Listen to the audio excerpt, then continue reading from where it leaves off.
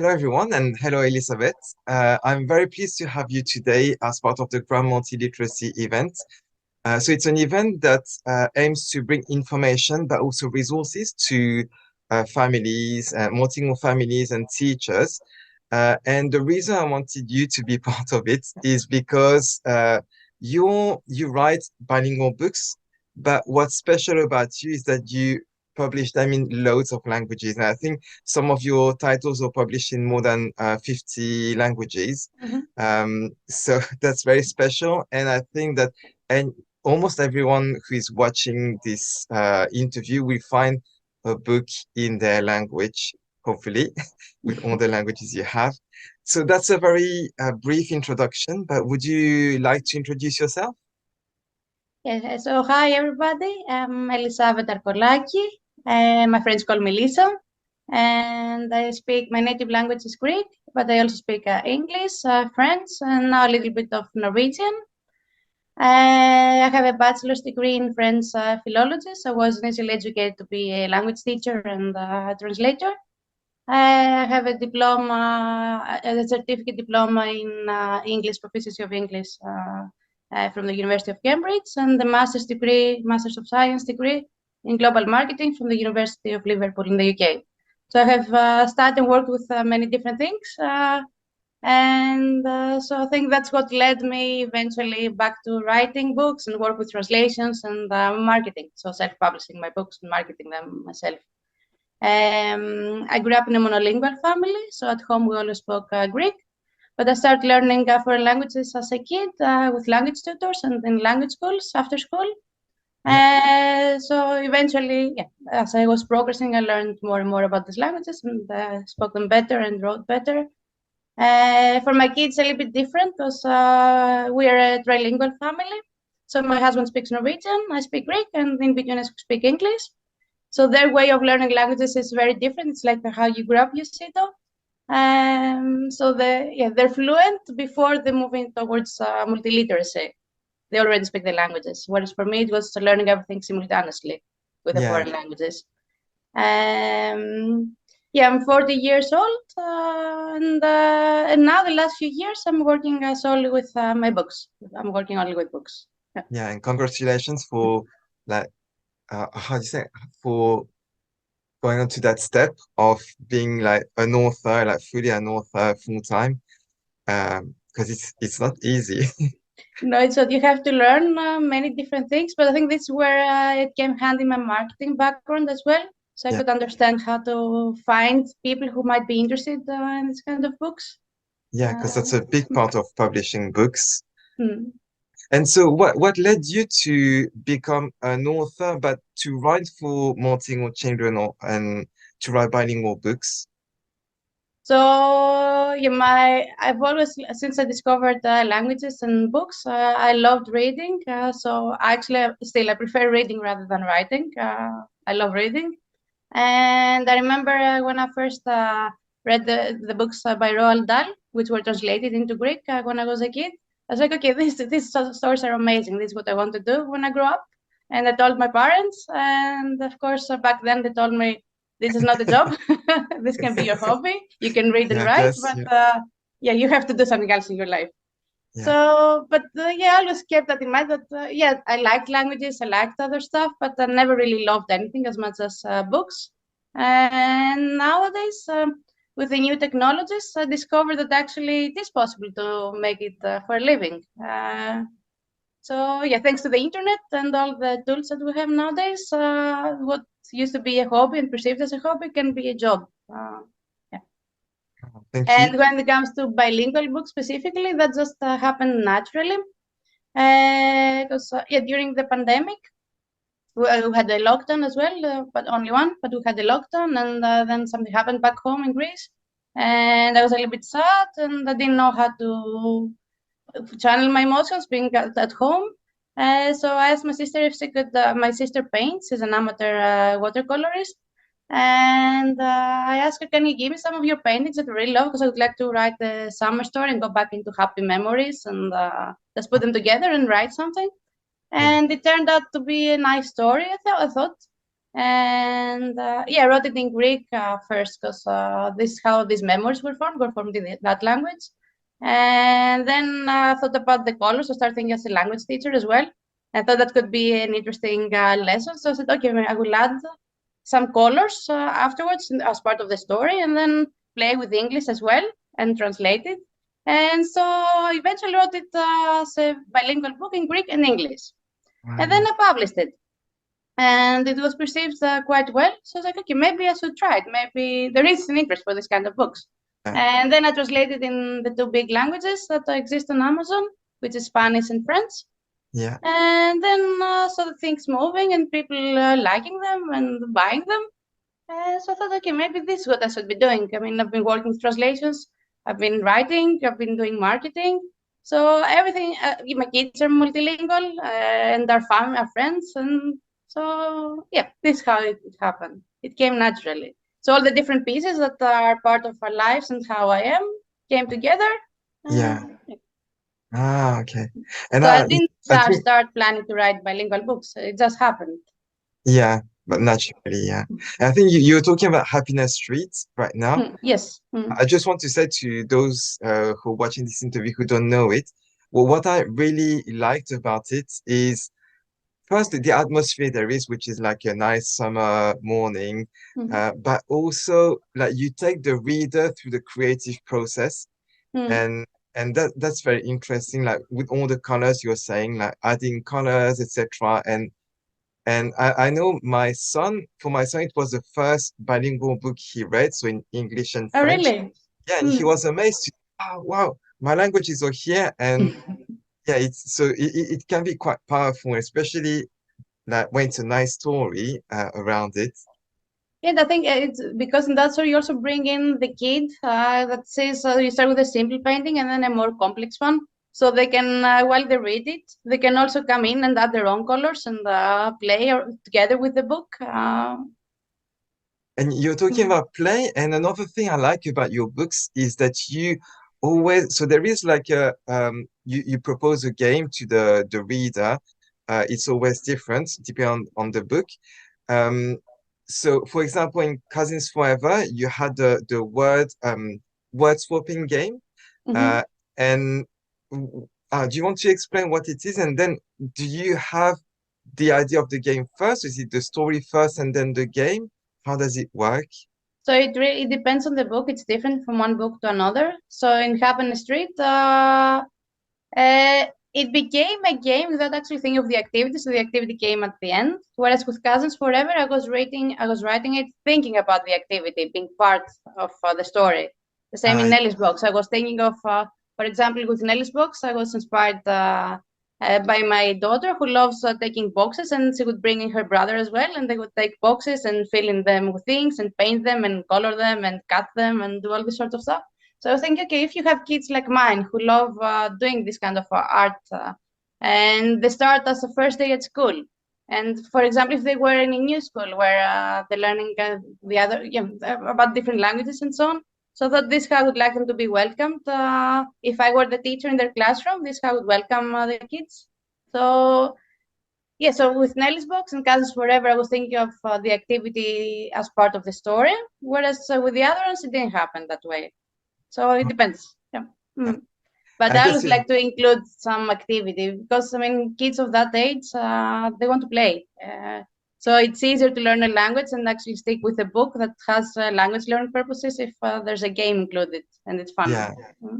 I guess you said you had a teaching background.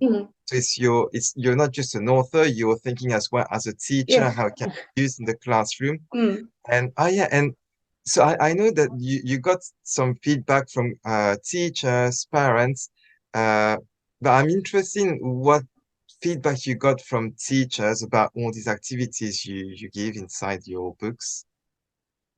So one of I read lots of reviews on Amazon, and there are many from teachers, and I also received some personal emails that are a bit more special, of course. Yeah. And one of the teachers is a Spanish language teacher based in Sweden, and she replied back on one of my emails and said she was going to place an order at her local library so they can stock them at the library. And she also translated, I have complimentary PDFs with activities for all my books. Yeah. And she loved, for example, Dance for Summer with Grandpa so much that she replied back and had translated the document. So I can share it with other teachers who teach Spanish and they can use it right away in their language. Or another, that one I have it written down. That's more recent. So she's a retired teacher in the US. Okay. And she wrote me an email where, among other things, she said, I hope you never stop telling your stories and illustrating them with beautiful watercolors, watercolor paintings. And she left a public Amazon review under Cousins Forever. And there she wrote, it's a book that comforts families that must separate. And this book became a student's favorite book as she was learning English as her second language. She left her family behind in Central America for a safer future in the US. And as a mother of three, my student loves to read children's books. And once she mastered the English words in Cousins Forever, she made personal connections to the characters and identified with the vibrant illustrations. Although a picture book, the vocabulary is mature and interesting to an adult reader as well. And together, this book comforts the readers and normalizes an otherwise very challenging family separation. So I receive, sometimes I receive this kind of very warm reviews and personal emails that make me think I'm not really writing to avoid. There are actually people, because I mean, with the reviews, you often have either people who really love your books or who really hate your books. And the ones are the strongest, the latter. So when you receive the other, the good ones, then you feel very, it's worth it and people appreciate what I'm doing. It's making a change in someone's life. Yeah. Oh, wow. And to see that. It's also a surprise to see that there are many adult language learners who read my books. So my last review was actually from a 77-year-old guy in the UK who's learning Ukrainian now. So yeah, it's not only kids. Yeah, and you have them as bilingual books, so it's good for children, but your texts are written in a way that's also as adults when we read them, it's not like babyish language. It's proper, like, how do you say it? But you write for children, but it's also fine for with normal everyday vocabulary, so they can also advance. I mean, I see with my kids, if I only speak them in baby language and I'm the only one who speaks Greek to them, how are they going to learn? The language advances, but they're left behind anyways because we're outside of the community. They're learning it just from one person. So it's important, I think, that we have books that they don't only focus on on simple vocabulary. There has to be some complex words incorporated into the simple sentences. That's a very important point you're making, yeah. So especially when children are living outside the country, they don't have that much input in the language. No. So if in the book it's helping them as well to learn new words, etc., it's great. And you said that so there was this person who was learning Ukrainian. So I guess your books are also translated in Ukrainian. Yes. And I said before, you have more than 50 languages. It's a huge investment in terms of time and money. What pushed you to do so much, to translate in so many languages and not to stick to, for example, you said before, Spanish and French and English are the most popular languages on Amazon. Why go to all these languages? Yeah, basically, I mean, the big languages are the ones that pay off for the others that don't really make financial sense. They're not that commercial. So what I did was, so I started with the big languages, of course, because that made financial sense, especially when I was starting. I want to see what can I do it as a job. So I invested in the big languages and I translate them in French, Spanish, Italian, German. So I started with the big languages, and then once I saw that, and the big difference happened with Cousins Forever. That has been my most popular book, and it was my 5th book that I published. And with that on, things really started taking off. And then I said, okay, I mean, now I have started making money with the big languages. So what should I do? Should I invest more into marketing these books that are really selling? Or should I take part of the profits and invest them in translating into other languages that are less commercial? But also in that way help families to find books in the language that they might not easily find. So I decided to do the latter, and I took part of the money that I would be investing in marketing the big languages and translate it into smaller ones. And I'm from Europe. I'm a European Union citizen, so and because that felt closer to home, I want to have the books translated in all the 24 official EU languages. So that's what I did, and then I built up on a few more. And so yeah, of course, the big languages are bringing most of the money, Yeah. are selling the most, and with these ones, I can publish in other languages as well. But it's nice because like that's the main how to say main I forgot the word. The main constraint, the main main challenge, sorry. That's the main challenge I hear around like from parents who have languages, who speak languages that are less popular in terms of Because people books won't that are publishers won't available. invest on them. I mean, you won't make money on them. You will bring some money, maybe you will break even, but yeah, like you said, it might not be worth the time and money financially to do that. But on the other hand, if this is your way of living as well, and you understand how it is, Yeah. and you can make some money from the other ones, then you can bring it there. And Yeah. Right. And how do you decide on the languages? Because you have so 24 languages, which are the European languages, Mhm. but what about the others? How did you choose them? Then I went on Google and checked which ones are the most spoken around the world, and which ones, and then that could also be accepted for publishing on Amazon, because I'm self-publishing my books and I'm doing it through Amazon's platform, and that means there are specific restrictions. So I had to check on what I can do with what they're offering when it comes to printing, because I don't have stock myself, and this is one of the reasons how I could do it, because the investment is not that big in that sense, because I invest in the translations. But when it comes to printing, I don't have stock. Amazon prints Yeah. them. It's print on demand. So I prepare the printable files, I upload them on Amazon, and then if someone wants them and orders them, then Amazon will print them. So that Yeah. means that the costs are lower because I don't print books myself. Ah,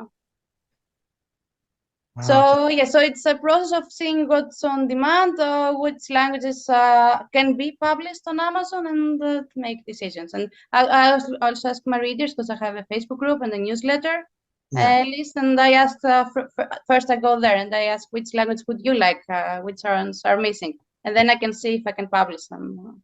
Yeah. For example, I have already translated the books in Thai and Hindi as well, but Yeah. I have problems with uploading them on Amazon, so I have to figure out how to fix them and do it. So now I've learned. So first I have to check what can happen with Amazon, Oh and yeah. Oh, but Hindia, I would think it's like there are already quite a lot of books, but Amazon doesn't publish in that I language. think I think I can do it, but there are some issues with the graphic designing program that I have, and I have to find the time to look into it and see how I can fix it. Yeah. Yeah, it's a lot of technical things. We just Mm. think, it's another language to translate. We Mm. think of the difficulty to translate, but there is technical difficulties as well. Yeah, like Arabic, for example, and Hebrew, that are the other way around. They don't write like us, from left to right. They write from right to left. So there are technical stuff. And for example, with because I designed the books myself, and I'm using a white background and big letters with simple fonts that are easy for early readers. And in that program, in order, for example, to copy paste the Arabic text and the Hebrew text, I had to find the plugin from another source and incorporate it so I could write the other way around. I wasn't able to copy paste it. Oh, So there are okay. many technical stuff that I don't know, and I learn also along the way. Yeah. Oh, wow. Okay, that's very interesting to know.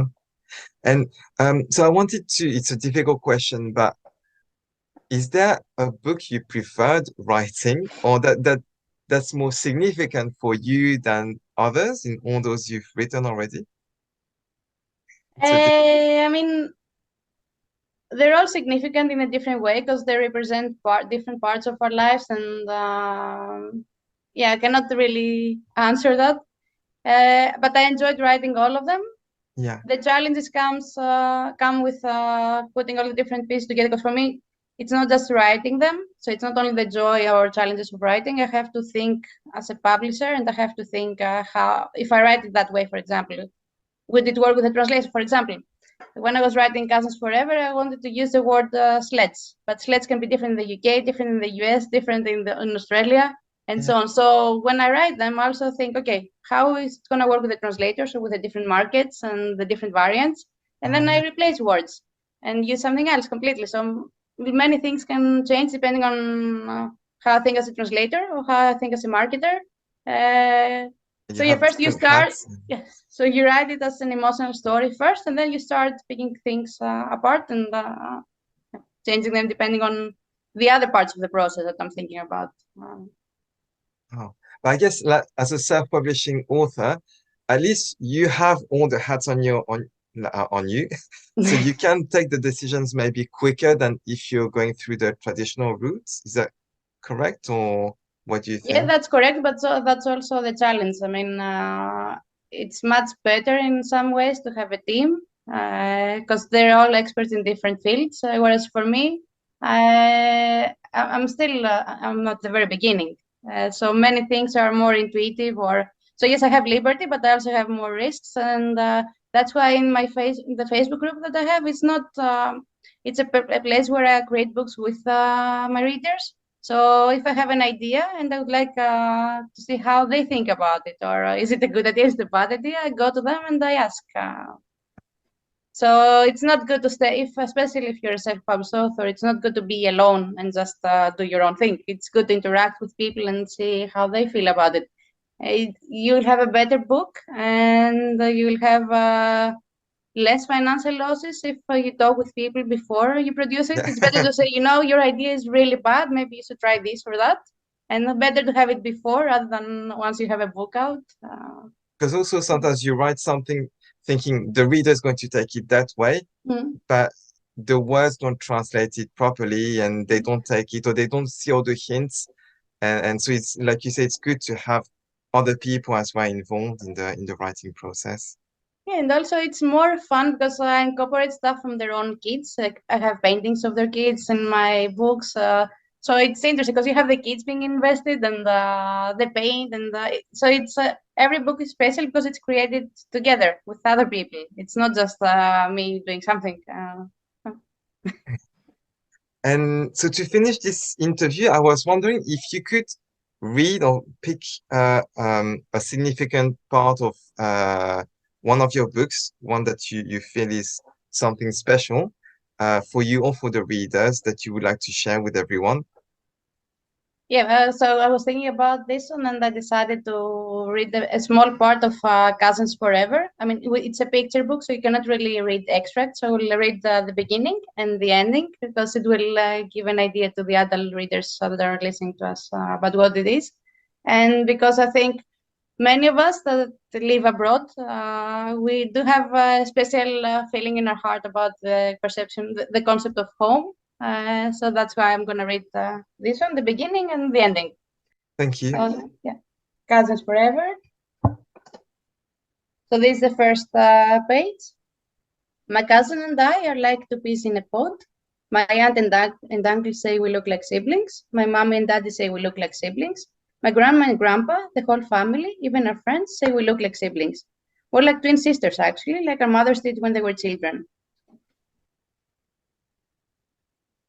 And then in the last page, I say that next time we video chat, I will share this painting I made for her. I would like to swap the word home.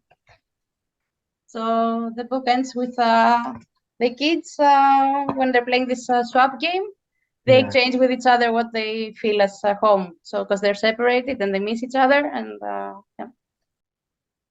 Thank you very much. Thank you very much for your time and for sharing what you do. And I hope, I wish you a lot of luck with the rest of your publishing journey, author journey. Thank you. Thank you very much again.